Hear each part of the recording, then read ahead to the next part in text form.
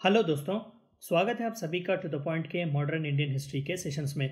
हमने already 23 chapter ख़त्म किए हुए हैं और आज जो है हम पोस्ट चौरा चौरी इंसिडेंट यानी कि पिछले चैप्टर में जो हमने नॉन कोऑपरेशन और खिलाफत मूवमेंट में देखा कि किस तरीके से चौरा चौरी के इंसिडेंट के बाद विच टुक प्लेस इन फरवरी 1922 किस तरीके से नॉन कोऑपरेशन मूवमेंट को हॉल्ट किया गया। हम इस चैप्टर में देखेंगे कि पोस्ट 1922 से लेकर 1930 यानी कि सिविल डिसोबीडियंस मूवमेंट के लॉन्च होने के बीच किस तरीके के पॉलिटिक्स इंडियन इंडिपेंडेंस मूवमेंट में चले।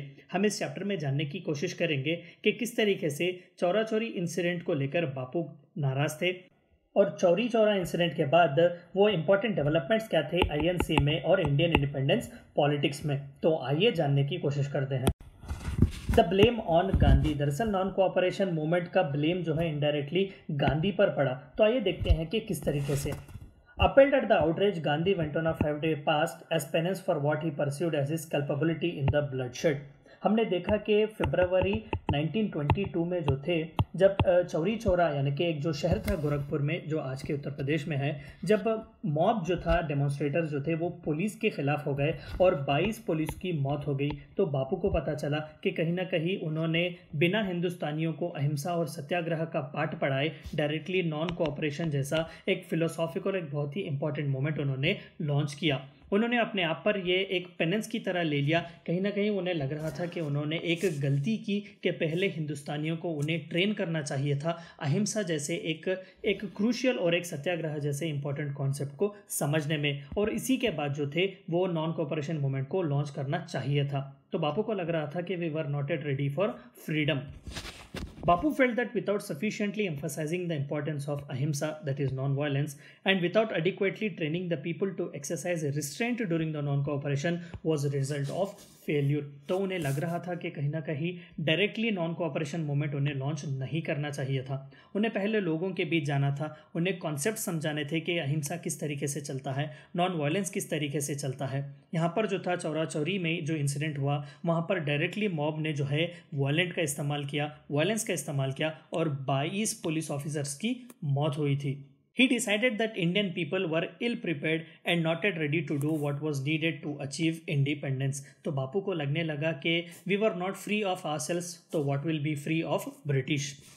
Gandhi was also arrested and sentenced to 6 years of imprisonment but was later released in February 1924 on grounds of ill health. तो कहीं ना कहीं आर्सन और रॉयटिंग के नाम पर ब्रिटिश ने मुकदमे चलाए, तो बापू को भी इसमें अरेस्ट किया गया, लेकिन 2 साल बाद ही उन्हें छोड़ दिया गया क्योंकि उनकी हेल्थ जो थी वो बिगड़ रही थी।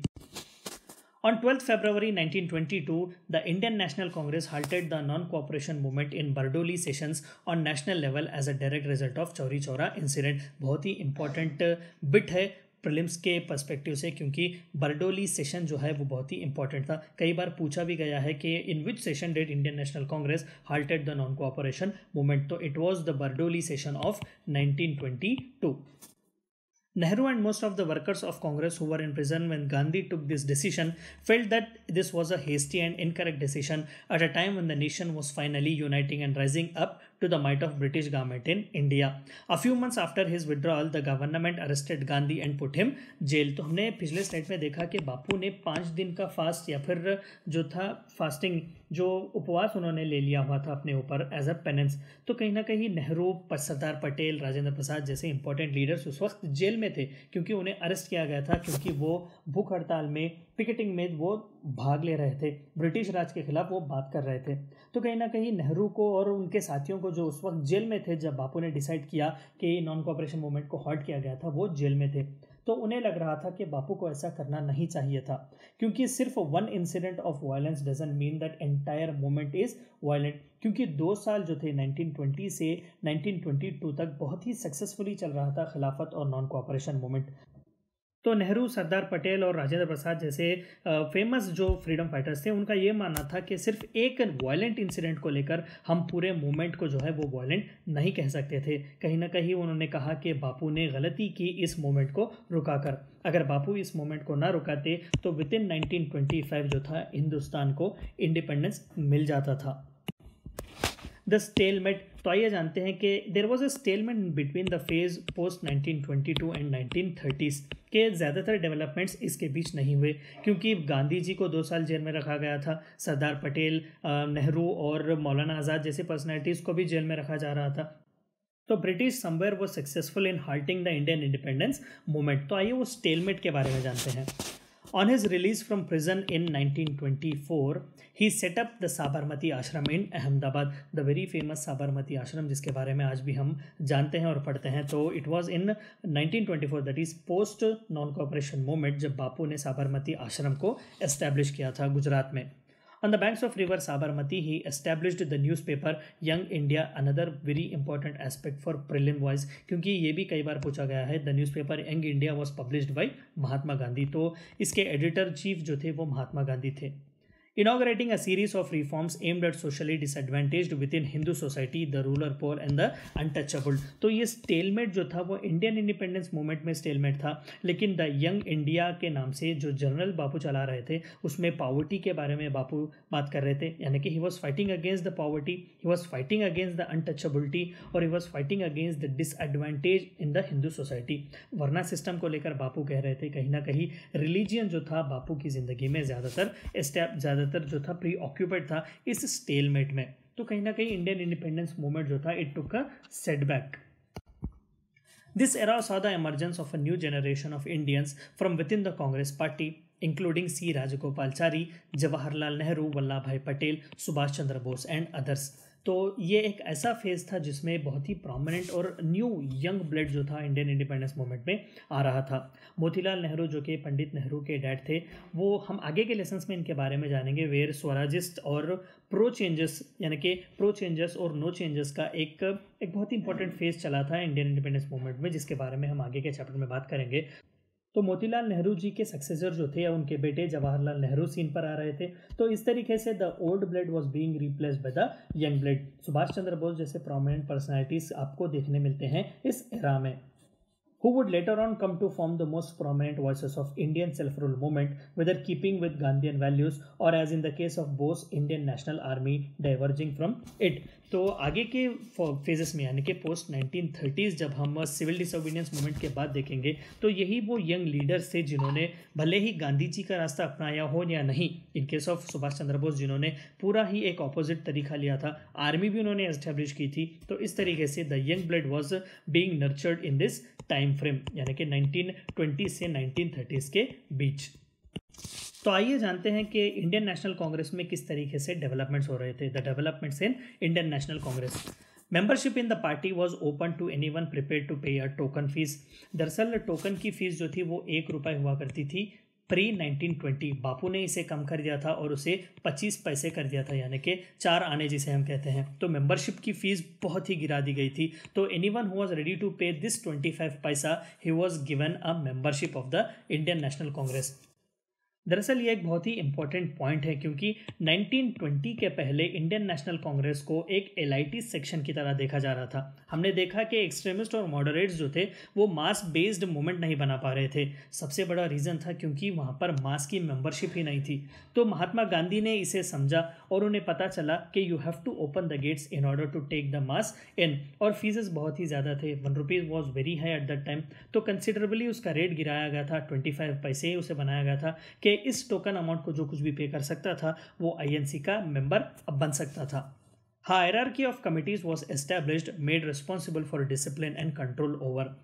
जो 1907 में सूरत स्प्लिट के बारे में हम बात करते हैं, it was mainly because of the indiscipline in the party, क्योंकि किसी तरीके के हायरार्की नहीं थी, कमिटीज़ नहीं थी, लोग अपनी मनमानी कर रहे थे। इसीलिए तो एक्सट्रीमिस्ट और मॉडरेट्स के बीच लड़ाई झगड़ा हमेशा होता था। लेकिन बापू ने यह बात समझी और कहीं ना कहीं आईएनसी में ये भी डेवलपमेंट उन्होंने लाया कि there was a hierarchy of committees. उन्होंने कमिटीज़ बनाई, जैसे कि डिसिप्लिन कमेटी होती है, एथिकल कमेटी होती है। तो हर कमेटी का एक एस्टैब्लिश्ड रोल था जो उसके मेंबर्स पर देखा जा रहा था।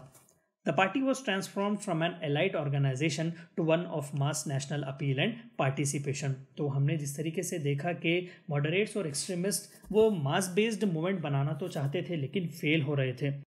तो इसी लूप होल को समझने के बाद गांधी ने इस आईएनसी को यानी कि इंडियन नेशनल कांग्रेस को एक एलाइट ऑर्गेनाइजेशन से मास नेशनल अपील देने की कोशिश की। The regional outlook was considered in tandem with national needs. वो आईएनसी जो सिर्फ इंडिया को अपने ध्यान में रखकर चल रही थी, अब वो रीजन को भी ध्यान में रख रही थी, यानी कि वर्नैकुलर लैंग्वेज में भी स्पीचेस दिए जाते थे। रीजनल ऑफिसर्स आईएनसी के खोले जाते थे, यानी कि तेलुगु, तमिल, मलयालम, इस तरीके से वर्नैकुलर नीड्स और रीजनल नीड्स को भी नेशनल नीड्स के ऑन तौर पर देखा जा रहा था आईएनसी में। अगर सच बताएं तो 1920 से लेकर 1930s के बीच जो था, it was actually a golden period for Indian national Congress for reforms. एक बहुत ही इंपॉर्टेंट एस्पेक्ट है even for the mains perspective. The Indian politics in 1920s। तो आइए देखते हैं कि rather which was the most important development that happened in 1920s. The Indian political spectrum was further broadened in mid-1920s by emergence of both moderates and militant parties. तो कई parties के emergence और birth हुआ 1920 में। INC ही नहीं, हमने देखा कि इंडियन मुस्लिम लीग भी था, कहीं ना कहीं हिंदू महासभा जैसी एक पार्टी भी जो थी, या फिर एक ऑर्गेनाइजेशन जो था वो आगे बढ़ रहा था। तो ऐसे कई मिलिटेंट और मॉडरेट पार्टीज जो थे वो इंडियन इंडिपेंडेंस मूवमेंट के सीन पर आ गए थे। हम आगे के लेसन में स्वराज पार्टी के भी बारे में बात करेंगे, which is one of the most important party such as Swaraj party, जिसके बारे में अभी मैंने कहा, Hindu Mahasabha, communist party of India and Rashtriya Swayamsevak संघ कम ऑन द सीन। तो देखिए बहुत ही इंपॉर्टेंट पॉलिटिकल पार्टीज जो थी इस मिड 1920s में इंडियन इंडिपेंडेंस मूवमेंट के सीन पर आ जाते हैं। Regional political organizations also continued to represent the interest of non-Brahmins in Madras, Mahars in Maharashtra and Sikhs in Punjab। हमने अपने चैप्टर सोशल रिफॉर्म्स में इन सभी टाइमलाइन के बारे में डील किया हुआ है कि किस तरीके से एंटी ब्राह्मण मूवमेंट चल रहा था अंडर पेरियार इन मद्रास, यानी कि जो आज का तमिलनाडु है, Mahar under the leadership of B R Ambedkar in Maharashtra, और सिक्स में अकालीस जो थे वो पंजाब में रिफॉर्म्स ला रहे थे।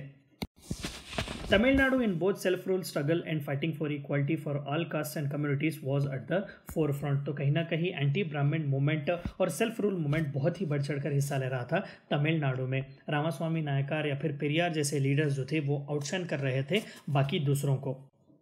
Many women participated in the movement, including Kasturba Gandhi जो कि गांधी जी की बीवी थी, Rajkumari Amrit Kaur, Muthulakshmi Reddy, Aruna Asaf Ali and many others. आप पिक्चर देख सकते हैं, ये अरुणा असफ अली जी की है, और पिछले स्लाइड में जो पिक्चर आपने देखी वो राजकुमारी अमृत कौर की पिक्चर थी। तो one of the most significant developments post 1920 it was participation of women in Indian independence movement.